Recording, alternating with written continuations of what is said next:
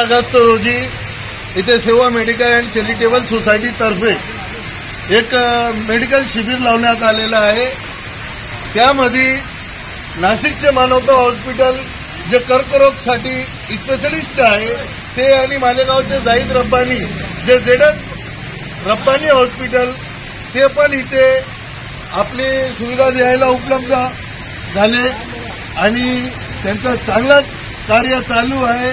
सेवा मेडिकल तर्फे जवळपास ते जेवढे हातकामगार आहे गोरगरीब त्यांना निरोप देण्यात आला आणि ते भरभरून इथे आले।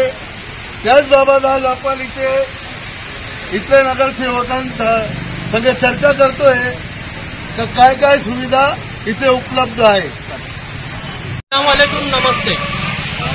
मी मालेगाव शहरात मानवता या हॉस्पिटलने इथे कॅम्प लावलेला आहे दातार नगर परिसरात आणि इथे खूप पेशंट इथे आलेले आहेत आणि डॉक्टर इथे पूर्ण टीम आलेली आहे। मानवता हॉस्पिटल माझ्या मताने नाशिक जिल्हा यात जे मानवताचे जे डॉक्टर्स आहे जे टीम आहे ती एकदम हार्ड वर्किंग करत आहे आणि मानवता हॉस्पिटलचे जे स्टाफ आहे ते मालेगावमध्ये महिन्यात 2 महिन्यात कॅम्प लावून खूप सुविधा देत आहेत।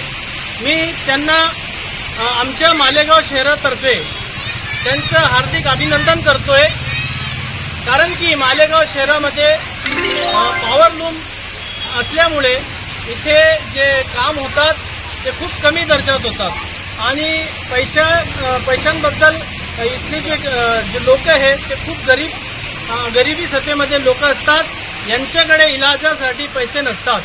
त्यामुळे इथे मानवता जे कॅम्प लावलेला आहे फ्री कॅम्प इथं लावलेला आहे। मी मानवताची पूर्ण टीमला माझ्याकडून आणि पूर्ण आमचे जे इथे काम करणारे जे बंधू आहेत यांच्याकडून सगळ्यांतर्फे त्यांना हार्दिक अभिनंदन करतो आणि आमच्या मालेगाव शहराचे डॉक्टर जाहीद रब्बानी इथे आलेले आहेत। हे पण सर्जन आहे, ते पण फ्रीमध्ये त्यांचे जे ओपीडी होत आहे त्यांचं मी अभिनंदन करतो। थँक्यू। जे सेवा मेडिकल फाउंडेशन आहे हे त्यांचे ऑर्गनायझर आहे, हे सगळे मिळून इथे मालेगाव शहरात काम करत आहे। मी त्यांचं पण अभिनंदन करतो। ओके।